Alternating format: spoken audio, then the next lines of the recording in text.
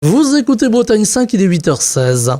Bretagne 5, l'invité de la matinale. Et notre invitée politique ce matin est Cécile Beaudouin. Elle est tête de liste de la France Insoumise à Brest sur la liste Brest Insoumise. Elle a fait la route pour être avec nous ce matin de bonne heure.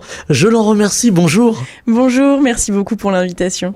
Alors on va parler beaucoup de Brest ce matin, évidemment, des municipales, puisque vous vous présentez comme tête de liste. Il va y avoir beaucoup de choses à dire sur Tout Brest, à fait, ouais. qui est une ville test en quelque sorte. Il y en a quelques-unes en Bretagne. Mais j'avais envie de vous entendre sur l'actualité. Il y a eu ce week-end cette attaque islamiste en Australie qui a fait 16 morts, de nombreux blessés. On pointe souvent du doigt la France insoumise. Alors c'est la question que je pose ce matin, qui est pas la plus agréable pour démarrer l'entretien, mais on pointe souvent la France insoumise comme soutien d'une forme d'islamisme, d'entrisme religieux. J'avais envie de vous entendre là-dessus. Je vous encourage à réécouter l'ensemble des travaux de la commission d'enquête commandée par Laurent Wauquiez sur le sujet.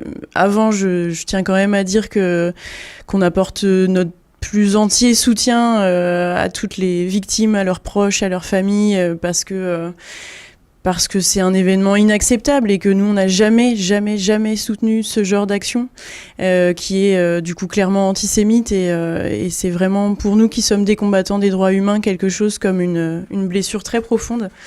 Et quant au lien supposé par une certaine partie de la classe politique entre le mouvement de la France Insoumise et des mouvances islamistes, il a été clairement démonté en fait par cette commission d'enquête qui visait à les prouver, donc ce qui est assez ironique. Mais tous les agents des renseignements, notamment des renseignements généraux territoriaux, ont bien rapporté qu'il n'y avait aucun lien avéré entre la France Insoumise et de tels mouvements, que par contre, quand on cherchait bien, ceux qui avaient des liens, c'était plutôt le Rassemblement national. Certains des leurs sont impliqués notamment dans des ventes d'armes à des terroristes. Donc très clairement, voilà, s'il y a quelque chose à aller chercher, c'est plutôt de ce côté-là de l'échiquier politique et pas d'une autre. C'est Jean-Luc Mélenchon qui fait peur. Souvent, on le voit, il est véhément, Jean-Luc Mélenchon, parfois même avec nous autres, les journalistes. C'est lui qui fait peur finalement, c'est son influence. Il y a une sorte de fantasme perpétuel autour de Jean-Luc Mélenchon et autour de comment est-ce que il tiendrait la France insoumise au creux de sa main, voire l'échiquier politique total. Bon, je veux dire, si Jean-Luc Mélenchon était surpuissant, on serait déjà au pouvoir, premièrement. Et puis, je veux dire, on a un fonctionnement à la France insoumise qui est très clair. Tout est public, toute la manière dont nos décisions sont prises sont trouvables sur le site internet, dans nos communiqués de presse. Voilà, il y a tout un truc qui est très exagéré. Jean-Luc Mélenchon, à nouveau, il a montré, au contraire, quand il a été auditionné par la commission d'enquête, que c'est quelqu'un qui sait exposer les choses de manière claire et définitive. Alors des fois, cette clarté est radicale et donc la radicalité peut inquiéter, mais quand on en parle à certaines personnes, dans les quartiers populaires, auprès des jeunes, en fait, c'est une radicalité qui est attendue, dont on a besoin. Donc en fait, je pense que c'est pas du tout un problème et que la figure de Jean-Luc Mélenchon, elle est, je crois, beaucoup plus consensuelle que ce qu'on peut en dire des fois. Alors vous parlez des jeunes, vous parlez finalement des électeurs, des électrices aussi. Alors on va y venir évidemment avec les municipales, mais aujourd'hui il y a une grande inquiétude. Alors ça va nous amener au budget parce que voilà, est-ce que le budget général de l'État va être voté? Il y a beaucoup d'incertitudes aujourd'hui. Est-ce que si demain le budget n'est pas voté, ça risque justement d'impacter beaucoup les personnes, monsieur, madame, tout le monde, parce que aujourd'hui on a de l'inflation, les gens ont du mal à vivre, à boucler les fins de mois, se chauffer parfois, se loger. Est-ce que, parce que là aussi on dit souvent la France insoumise va vouloir rajouter de chaos au chaos, est-ce que c'est quelque chose qui voilà, est en discussion à la France insoumise? Est-ce que ce sont des choses qui vous interpellent? En fait, ce budget, c'est le chaos. Enfin, vraiment, les gens qui sont inquiets pour l'inflation, pour leur fin de mois, ça n'ira pas mieux avec ce budget-là. S'il n'est pas voté, il y a une loi spéciale qui reconduit les crédits de l'année passée. Il n'y a pas d'interruption de la carte vitale comme Elisabeth Borne avait essayé de faire le croire l'année dernière. Ce budget, il est catastrophique parce que il prévoit donc 40 milliards d'efforts budgétaires, dont 10 milliards de hausse des recettes, donc des hausses d'impôts, et 30 milliards, je me trompe pas dans les additions, 30 milliards de coupes dans les services publics, dans le budget de l'État, dans le budget des collectivités, dans le budget de la sécurité sociale. Donc en fait, pour tous les gens qui galèrent aujourd'hui, ça sera pire avec ce budget-là. C'est pour ça qu'on s'y oppose. C'est pas une opposition de principe ou parce qu'on a envie d'être dans cette stratégie du chaos qu'on nous prête. C'est parce que vraiment, il est délétère pour les services publics, pour les entreprises, pour les classes populaires et moyennes. Enfin, vraiment, il y a quasiment rien à en tirer. Alors qu'il y a une attente de services publics, on l'entend à chaque fois que des élus ou des responsables politiques viennent s'exprimer à ce micro, à Bretagne 5 matin. Voilà, souvent on pointe du doigt le fait qu'il n'y a plus de postes, qu'il n'y a plus de gares, qu'il n'y a plus de services publics, parfois plus de commissariats de quartier. Est-ce que là aussi il va y avoir un grand chantier que peut imaginer la France Insoumise peut-être ? Ah bah complètement, c'est extrêmement nécessaire. Quand les services publics reculent, que ce soit dans la ruralité ou dans les quartiers populaires, il y a deux choses qui montent, c'est la délinquance et l'extrême droite. Donc ça fait deux raisons de remettre des services publics partout. Et ça fait clairement partie de notre programme à la fois national et municipal dont on va parler, mais nous, à la France Insoumise, on est pour le rétablissement d'une police nationale de proximité, pour recréer le lien entre les habitants et leur police, et que finalement ce soit pas le maintien de l'ordre qui opprime et oppresse, mais quelque chose qui, au contraire, sécurise la vie quotidienne, quoi. Alors justement, ça va nous amener, vous voyez, par le jeu de la question au municipal. Il y a une question aujourd'hui qui est assez, en dehors du pouvoir d'achat, qui est assez prégnante, c'est la question de la sécurité. On entend beaucoup de nos concitoyens qui demandent plus de sécurité, souvent plus de police aussi sur le terrain. On a vu Brest beaucoup ces temps derniers faire la une de l'actualité pour des incivilités, parfois aussi pour des actes violents, souvent liés au narcotrafic. Est-ce que il y a urgence à Brest à rétablir la sécurité ? En tout cas, il y a urgence à s'intéresser au problème, ça c'est clair, et tout le monde s'y intéresse. C'est juste qu'on n'a pas tous la même vision de ce qui fonctionne. Nous, on essaye d'être rationnel et de se fonder sur des choses qui fonctionnent. Ce qui fonctionne, c'est la présence humaine, le travail social, l'éducation, la prévention. Ce qui fonctionne pas, par exemple, c'est la vidéosurveillance. La vidéosurveillance, il n'y a aucune étude qui démontre son efficacité. Aujourd'hui, on estime que ça aide à résoudre 2% des affaires. En fait, le crime et la délinquance, ça ne découle pas d'un manque de dissuasion et hop, il n'y a pas de caméra et on va commettre un délit. Non. Et autre chose alors je dis pas que ça fonctionne pas, mais c'est pas la solution miracle, la police municipale. C'est quelque chose qui fait beaucoup parler à Brest parce que on est la seule ville de France de plus de 100 000 habitants qui n'a pas de police municipale. Mais c'est pas une mauvaise chose. Quand on compare avec des villes qui font à peu près la même taille que Brest, comme Amiens, Clermont-Ferrand, Le Mans, ce sont des villes qui ont une police municipale et dont les chiffres de la criminalité et de la délinquance en 2024 sont supérieurs à ceux de Brest. Et c'est pas juste en 2024, ça s'observe sur toutes les dernières années. Donc en fait, la solution, elle est pas là pour nous. Elle est pas là. C'est pas là-dedans qu'on va investir de l'argent public, mais on investira de l'argent public dans la médiation urbaine, dans la médiation dans les transports, dans le travail social, parce que bien vivre ensemble, c'est avant tout bien vivre. Donc quand on sort les gens de la précarité, eh bien, en fait, les choses se passent beaucoup mieux pour tout le monde. On parle aussi de la justice. Il faut plus d'enquêteurs, par exemple, pour résoudre justement, à défaut de caméras de surveillance, pour résoudre les affaires, pour traquer finalement les criminels ou les narcotrafiquants. Oui, tout à fait. À Brest, c'est ce que demandent les syndicats de police depuis longtemps. Il me semble qu'il y a 4 enquêteurs à Brest qui ont chacun 300 dossiers sur leur bureau. Donc comment, en effet, est-ce qu'on peut espérer que les choses fonctionnent correctement dans ces conditions ? Nous, on veut engager engager un rapport de force avec l'État pour que l'État mette des effectifs de police nationale suffisants à Brest, et notamment, en effet, dans les services d'enquête, parce que c'est absolument nécessaire. Ouais. Ça nous ramène au budget, c'est comment financer ces fonctionnaires qui vont être amenés à travailler à Brest ou dans d'autres villes en France. Là aussi, il faut travailler à la fois à l'échelle locale et à l'échelle nationale. Ouais, je veux dire, il y a de l'argent dans le pays, c'est pas ça le problème. Nous, c'est vrai que c'est ce qu'on essaye de répéter depuis un certain temps. On nous parle d'aide publique à chaque fois quand il s'agit d'investir dans les services publics. Par contre, les cadeaux fiscaux, ça n'augmente pas la dette apparemment. En tout cas, on en parle moins. Non, il y a de l'argent et c'est là qu'il faut le mettre, très clairement. Donc, c'est quelque chose que nous, on fera aussi au niveau municipal, parce que Brest n'est pas une ville démunie de ce point de vue-là. Vous parliez tout à l'heure d'accompagner de ce volet social important qui finalement est un petit peu l'essence même de la gauche en règle générale. Il y a de la précarité aussi à Brest, on le voit aujourd'hui. Précarité, j'allais dire des vieux Brestois, permettez-moi le terme, il n'est pas du tout péjoratif, mais aussi de celles et ceux qui sont arrivés pour y trouver une vie meilleure, pour travailler. En un mot, les migrants qui ont rejoint Brest. Comment arriver à avoir un équilibre des aides pour les uns et les autres, sans qu'il y ait là aussi le sentiment, par exemple, pour des Brestois de se dire, ben voilà, on donne beaucoup aux migrants et nous on n'a rien. C'est souvent ce qu'on entend dans le discours.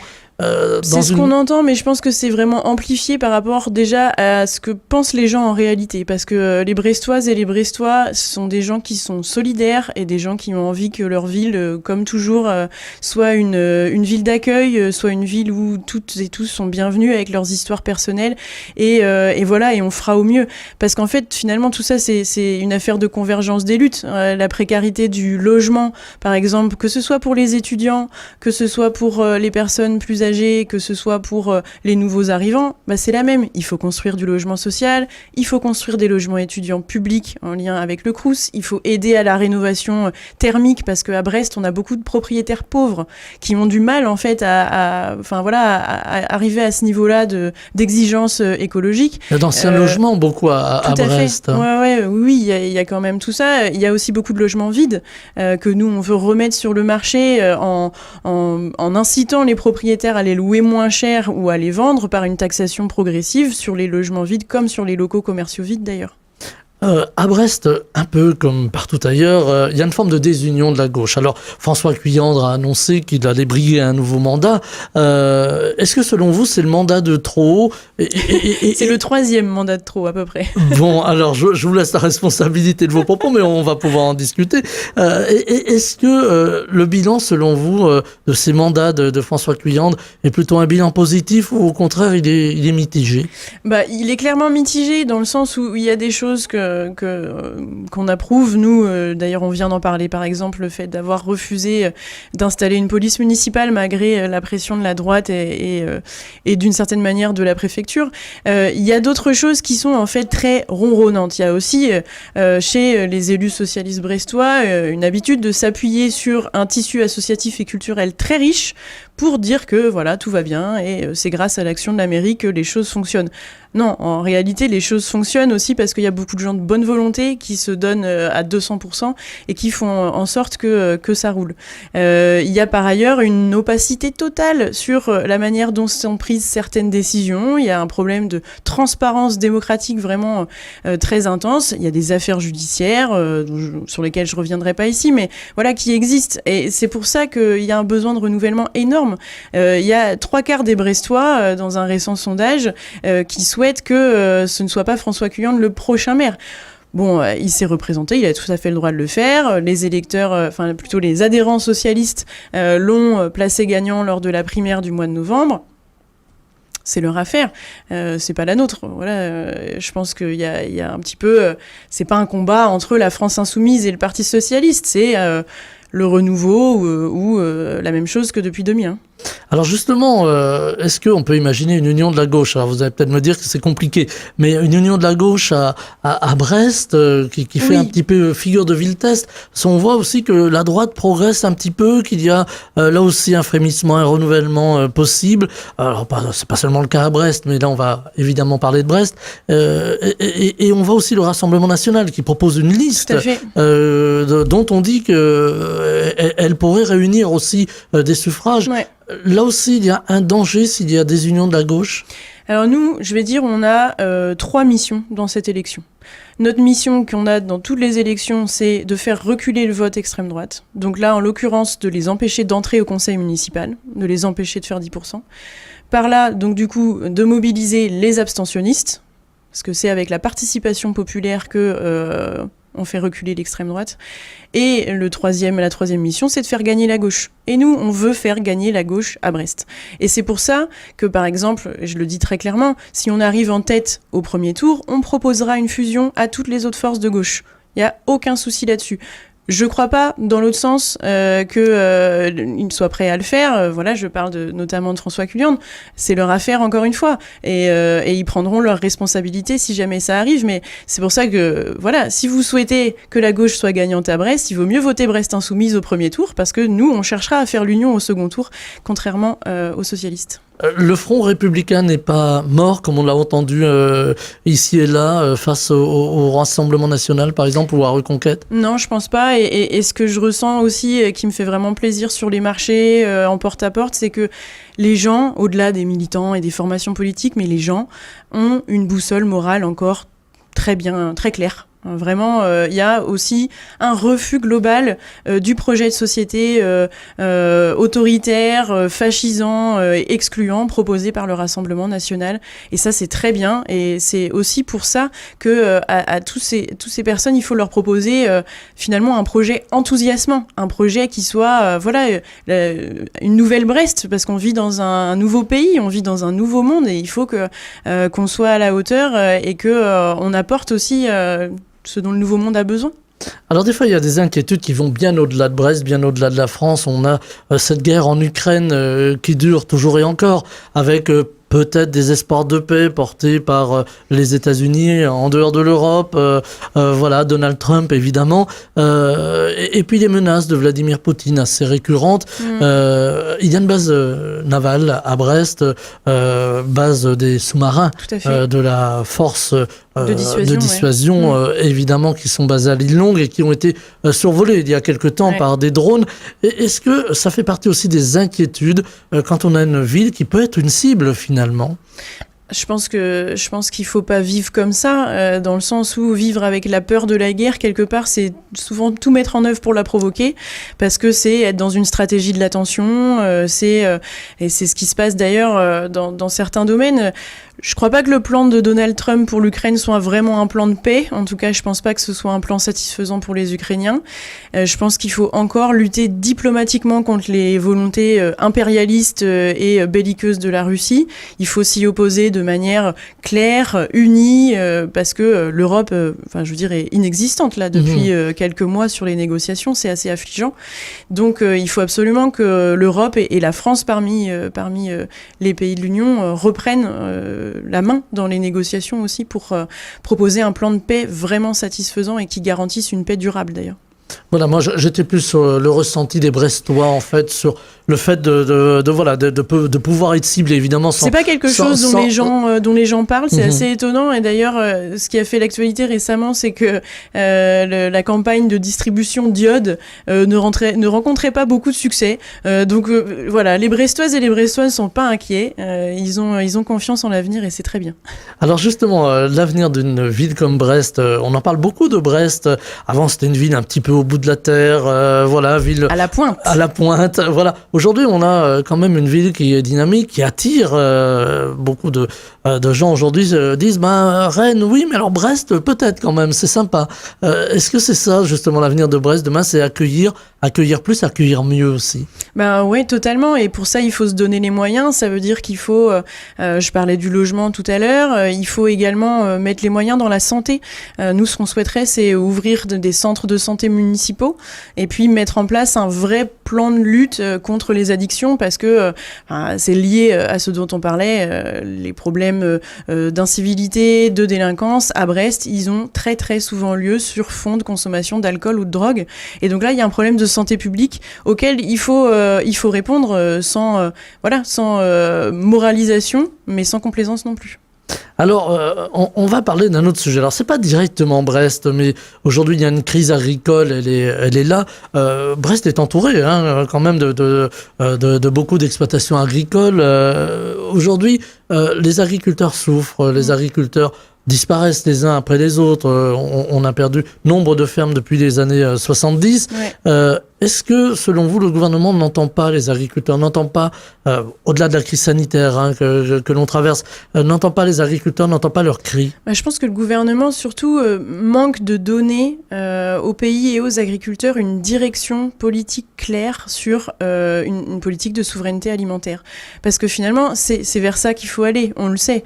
C'est vers ça, d'ailleurs, que les consommateurs tendent, parce que beaucoup de gens se mettent à acheter davantage local, français, et il faut vraiment donner une direction, une planification pour tout ça, pour aider à sortir les agriculteurs de la mainmise des grands groupes, de l'agro-industrie, voilà, c'est la même entreprise qui vend les semences, les engrais, les machines. Enfin, au bout d'un moment, c'est bon, il faut dire stop et il faut sortir nos agriculteurs de cette mainmise. Par exemple, au niveau national, nous on propose de racheter la dette paysanne en échange d'une transition vers l'agriculture biologique. À Brest, ce qu'on souhaite, c'est sur les terres agricoles et aussi sur des friches qui seront transformées, réinstaller des maraîchers, donc créer de l'emploi avec un service public de l'alimentation qui aurait pour but, premièrement, de nourrir les cantines scolaires, qui seront par ailleurs gratuites, et à terme, de vendre leur production aux Brestoises et aux Brestois directement. Voilà, parce que quand on parle des villes, souvent on a quand même aussi l'alimentation des villes et les agriculteurs y participent. Un dernier mot sur l'agriculture, le Mercosur, il faut s'en prémunir très vite? Oui, totalement. C'est dans ce sens que que le groupe parlementaire insoumis à l'Assemblée a déposé une proposition de résolution le 27 novembre dernier lors de la niche parlementaire qui a été adoptée à la quasi-unanimité. Il faut que le président de la République entende cette voix des parlementaires. Il faut qu'il la fasse valoir avec force au niveau de l'Union européenne parce que ce traité, ni en l'état, ni dans l'absolu, n'est souhaitable pour notre agriculture, pour la santé publique et écologiquement, c'est évidemment un désastre. J'avais envie de vous entendre aussi sur les mobilités, sur les transports. C'est aussi une des questions que les auditrices et les auditeurs nous posent de temps en temps lorsque l'on reçoit les candidats au municipal. Il y a une véritable demande. Les gens n'ont pas forcément envie de prendre leur voiture, surtout en ville, oui. Mais réclament toujours un peu plus de transport en commun, un peu plus de transport public. Là aussi, il y a un travail à faire. Et quid de la gratuité des transports? Parce qu'il y a aussi cette question. Je vais vous répondre en calendrier. En 2026, quand nous serons élus, on va d'abord mener un diagnostic des besoins, parce qu'on part toujours des besoins pour décider d'un choix politique, d'un diagnostic du nouveau réseau qui va être mis en place à Brest, parce qu'il y a une nouvelle ligne de tramway, une nouvelle ligne de bus. Il va falloir voir comment ça répond aux besoins des habitants et comment mieux adapter le réseau. Ensuite, on va augmenter la fréquence sur certains créneaux et l'amplitude horaire, notamment pour que les gens qui travaillent à l'hôpital puissent aller au travail le matin en transport en commun et pour que les gens qui sortent en ville, parce que c'est une ville festive et joyeuse, puissent rentrer en transport en commun le soir. Ensuite, avec de la sécurité, souvent les femmes sont demandeuses. Mais justement, les transports en commun sont garants de cette sécurité parce que ça évite de rentrer à pied, puis ça évite de prendre le volant en ayant des fois consommé de l'alcool. Ensuite, on va sortir de la délégation de service public avec la RATP qui se termine en 2028. Donc nous, on va pas la renouveler. On va passer en régie directe. Voilà, ce qui, en fait, après, nous permettra de passer progressivement à la gratuité. Donc, en commençant par des périodes tests, 1 mois gratuit, et puis ensuite, ce sera la gratuité totale à la fin du mandat. Voilà, donc vous l'avez dit sur Bretagne 5, on le note. Il y a aussi la jeune génération qui va aussi vers Brest à l'université pour se former, pour apprendre. Il y a aujourd'hui une forme de crise de l'université, là aussi liée avec les restrictions budgétaires. Là aussi, il y a un travail, alors même si c'est pas forcément les attributions de la municipalité, mais il y a un travail à conduire. Ouais, je pense qu'il y a un travail à conduire. Alors, l'UBO est en déficit chronique. On a eu récemment l'Open Campus qui a été mis, lui, en redressement judiciaire. Il y a quelque chose à adresser. Je parlais tout à l'heure des logements étudiants. Ça, c'est une grande question. Il y a aussi la question de la précarité étudiante au niveau alimentaire. Donc ça, par exemple, ça serait, nous, l'idée, c'est d'étendre la cantine gratuite aux étudiants en leur proposant d'y accéder le soir, hein, en dehors des horaires d'ouverture des écoliers. Et puis, il faut rendre à nouveau public, remettre dans le giron de la collectivité tout ce qui est études, diagnostics de territoire, pour lesquels souvent la mairie en ce moment emploie des bureaux privés, des cabinets de conseil, de consulting, alors qu'en fait, on a des ressources énormes en termes de jeunes universitaires, des doctorantes et des doctorants qui sont dans les labos et qui sont, alors je sais pas, en géoarchitecture ou en économie de la mer. Enfin, il y a vraiment beaucoup de compétences, beaucoup de potentiel. Et nous, c'est en développant ces partenariats-là avec les universités et les laboratoires de recherche qu'on va aussi soutenir leur action et les aider à traverser la tempête. La tempête, avec aussi l'accueil des universitaires qui viennent par exemple d'autres pays. On a entendu beaucoup d'universitaires américains, ça a été le cas dans plusieurs villes en France, qui pour des raisons politiques, n'ayons pas peur des mots, ont décidé de venir poursuivre leurs études, leurs travaux ici en France. Là aussi, c'est quelque chose de possible à Brest. Mais complètement, et ça me permet de faire le lien avec le projet de mon député, camarade et ami Pierre-Yves Cadalin, qui porte à l'Assemblée nationale le projet donc, de création d'un institut des Nations Unies de la mer. Actuellement, on est en recherche de financement, donc on fait passer des auditions à différents acteurs et actrices du milieu, et ça va se faire, ça va arriver, ça sera à Brest, et ça va être un moyen vraiment génial de faire venir des chercheurs et des chercheuses, de faire vivre et bien aussi la coopération internationale en matière de recherche tournée vers l'océan, donc tournée vers ce qui à Brest est une partie conséquente de notre vie. Voilà, Brest sans l'océan ne serait plus Brest. Un dernier mot aussi sur quelque chose qui préoccupe évidemment tout un chacun, c'est le changement climatique, le réchauffement climatique.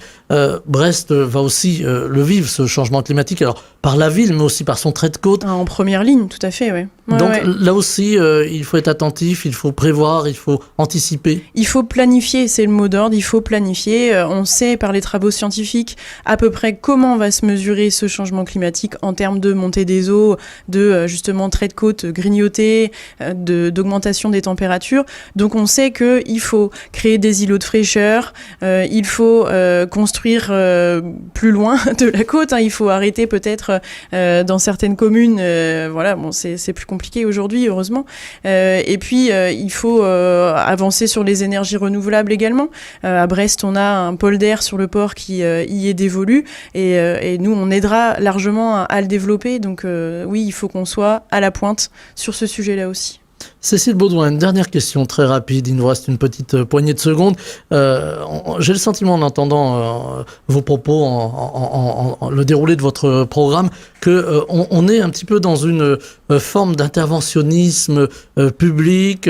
Quand je dis interventionnisme, c'est pas un gros mot, hein, d'interventionnisme public. Est-ce que c'est ça aujourd'hui finalement, un retour à une planification, un retour du public finalement pour donner les grandes orientations? Nous on croit profondément en la puissance publique. Et c'est pour ça qu'on refuse d'ailleurs qu'on lui enlève constamment des moyens, mais on a aujourd'hui en France encore un État fort et un pouvoir d'organisation qui est vraiment conséquent. Et on en a besoin pour coordonner les efforts et pour justement faire en sorte que ce soit du point de vue de la souveraineté alimentaire, que ce soit du point de vue de la santé, de prise en compte des évolutions, du vieillissement de la population, que ce soit pour les énergies renouvelables, on a besoin de planifier. Et les entrepreneurs, d'ailleurs, je fais le lien, mais les entreprises ont besoin de planification. Ils en sont en général tout à fait friands parce que, en fait, ça leur donne une direction. Ça donne, voilà, dans quel secteur faut-il investir, dans quel secteur il va falloir embaucher. Tout cela serait rendu beaucoup plus clair avec